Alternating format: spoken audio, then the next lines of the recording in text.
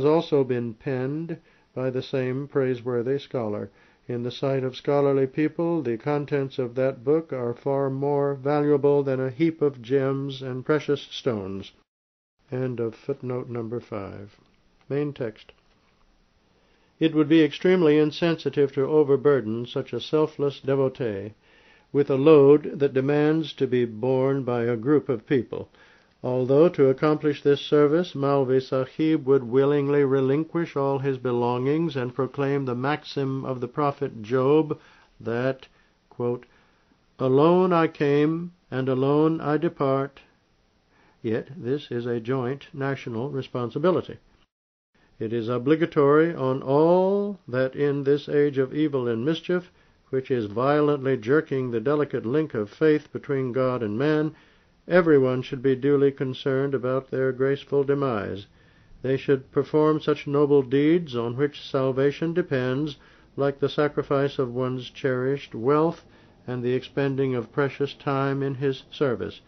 They should heed the unchangeable and established statute of God as contained in his holy book. You can never attain true piety that leads to salvation until you spend in the cause of God out of the wealth and things that are dear to you. Surah Al-Imran, chapter 3, verse 93. Here, I think, it would be appropriate to mention a few more of my devoted companions who entered into the fold of this divine community and have great love and warmth for me. One of them is Brother Sheikh Muhammad Hussain of Muradabad, India. He has traveled from Muradabad to Qadian merely for the sake of God, and is engaged in writing this manuscript of mine for the press. I perceive and compare his spotless bosom to a mirror. His deep devotion and affection for me is just for the sake of God. His heart is saturated with the love of God. He possesses a marvelous personality. I consider him as a brilliant beacon for the people of Muradabad. I am hopeful that the light of sheer love and devotion which he possesses will one day permeate to others as well. Although Sheikh Sahib possesses meager resources, yet he has a benevolent heart and a clear bosom. He remains occupied in every service for this humble self. His faith, satiated with love, has entered in his every vein and fiber. Another such companion is Brother Hakim Fazal Din of Behra. I find it impossible to describe the love, devotion, esteem, and intimate relationship with which Hakim Sahib holds me.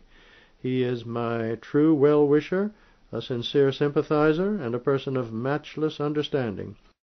After God had directed my attention toward the writing of this paper and strengthened this intention with assurances through his distinctive revelations, I conferred with a number of my companions, none of whom conceded to my proposal. But this brother of mine, even before I had mentioned this proposal to him, on his own volition prompted me to write such an article. He also donated a sum of 100 rupees toward the expense of this project. I am amazed at the faculty of his spiritual instinct, for his desire coincided with the desire of God. He continues to offer contributions secretly. He has secretly donated hundreds of rupees merely to win the pleasure and approval of God. May God reward him exceedingly. Among such friends is my dear brother Mirza Azim Baig, Marhum va Maghfur, chief of Samana, state of Patiala, whose separation by death has cast a gloom over our heart. He passed away from this temporary abode on the 2nd of Rabi-ul Sani, 1308 A.H.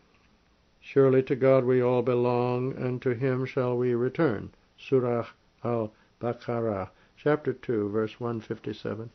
Our eye is moist, and our heart in grief, and we mourn his separation.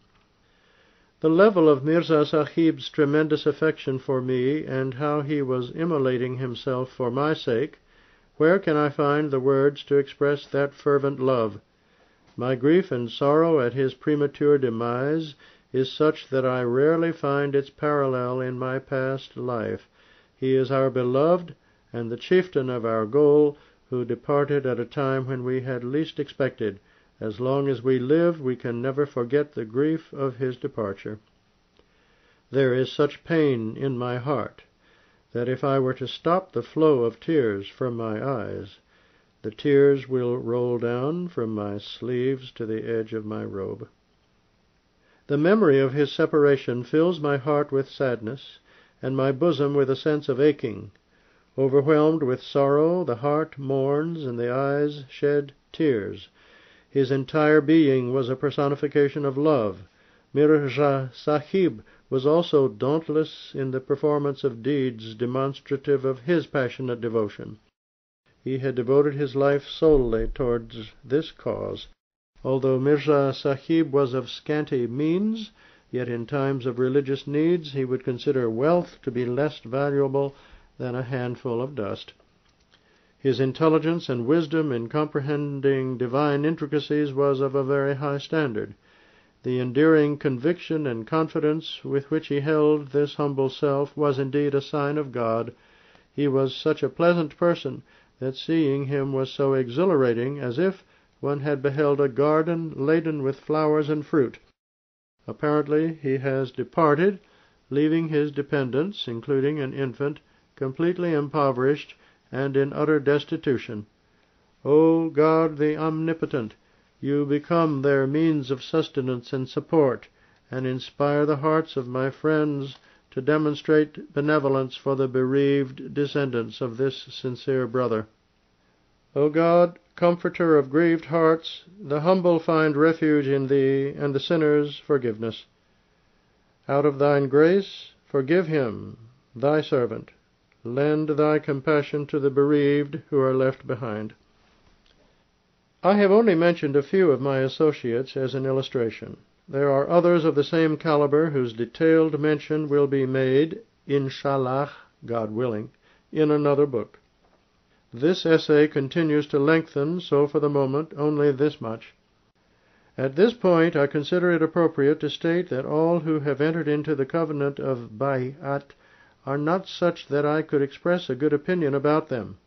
Instead, I view some of them as the dry branches of a tree, whom my God, who is my guardian, will one day sever from me and hurl into the pile of firewood. There are others who showed a certain amount of devotion and sincerity in the beginning, but have now become indifferent. They have lost the glow of warmth and enthusiasm associated with the loving disciples. Indeed, the intrigues of Balaam are all that remains in them. They are likened to rotten teeth, waiting to be extracted and trampled upon. They become exhausted with fatigue. This corrupted world clenched them in the snare of its deception. I say this with conviction that very soon they will be cut off from me, except such among them whom God chooses to save afresh with his own hand. There are those, of course, whom God has permanently handed over to me. They are indeed the evergreen branches of the tree of my being. I shall, inshallah, God willing, write about them on another occasion. It would be appropriate here to dispel the conceited views of some wealthy people who deem themselves as having offered rich sacrifices in the cause of God, while they are extremely reluctant to spend their wealth on the right cause whenever it arises. They say that had they been born in the period of a true man sent from God for the rejuvenation of faith, they would have come forward to help him, and even be ready to be sacrificed for him. But what can they do in an age rampant with swindlers and cheats? But let it be clear to you that a person has already been sent in support of the faith, but you failed to recognize him. He is among you, and it is he who is addressing you now. But there are heavy veils covering your eyes. If your hearts are in search of truth, it should not be difficult to verify the claim of one who professes to be in communion with God. Come to him.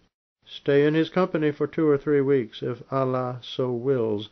You may also witness blessings being showered upon him, and many a spiritual light which descends upon him. It is he who finds, who seeks. He who knocks, it is for him that the door is opened. If you lament the absence of the sun, after having locked yourself up in a dark closet with your eyes shut, then your moaning will be in vain.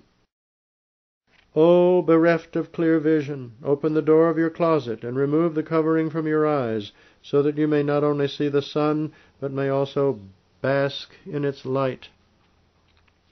Some claim that the founding of Anjumans and the opening of schools is sufficient to promote the cause of faith, but they fail to understand what faith is, nor do they understand the ultimate objective of our creation, or what the means of achieving such objectives are. They should realize that the ultimate goal of this life is to attain a true and certain bond with God, such as would sever our ties with relations based on animal instincts. The paths leading to such certainty and conviction cannot be attained through human deliberations and schemes. Human devices and philosophies are of no avail. Rather, in the times of darkness, this light always descends from the heavens through his chosen servants. He who comes from heaven, it is only he who can lead you to heaven. Therefore, O ye who are buried in pits of darkness, and those who are held in the claws of doubt and suspicion, and are slaves of selfish desires, do not pride over the mere title or legacy of Islam. Do not consider that the formation of syndicates and schools is the answer for your true solace, genuine welfare, and ultimate success. Basically, these things are useful and can be regarded as the initial steps, but they are very far off from the final objective. These exercises may generate some intellectual ingenuity, astuteness, intelligence, or debate. They may help a person to be called a sage or a renowned scholar, both in quotes. It is also possible that a long and sustained schooling might result in the partial achievement of the ultimate objective, but, as the Persian saying goes, before the arrival of the antidote from Iraq, the snake-bitten victim may succumb to the venom. Therefore, wake up and be vigilant, lest you stumble and find yourself in a state of apostasy and disbelief as you traverse the final journey to the hereafter. Know for certain that salvation in the hereafter does not entirely depend on the acquisition of conventional knowledge. The manifestation of a heavenly light is essential for the removal of the dirt of skepticism and lack of conviction. It is indeed necessary for the negation of the fire of sensual obsession.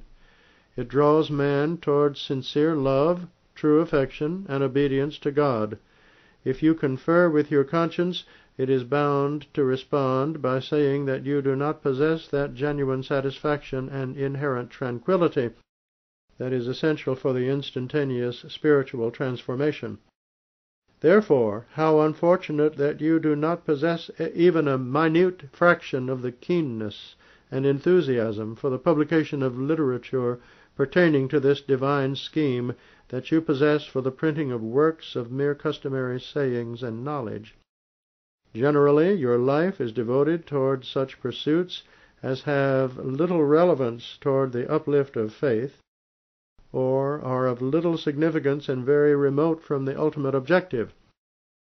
If you were equipped with such sensibilities and wisdom as stop only at the essential scheme of things, then you would not rest until you had reached that ultimate objective. O humankind, you are created for the recognition and the consequent obedience and love of your true Creator, the one alone who is truly worthy of worship.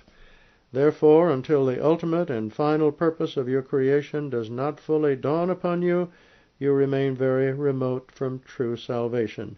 If you are candid, you could be an attestant to your own internal state that instead of the worship of God, a gigantic idol of materialism permanently dwells within you, before whom you prostrate 1,000 times each second. You are so engrossed in the affairs of the world that you do not have the leisure of glancing at anything else. Do you ever think about the ultimate and final end of this creation? Where are the characteristics of justice? Where is your integrity? Where are the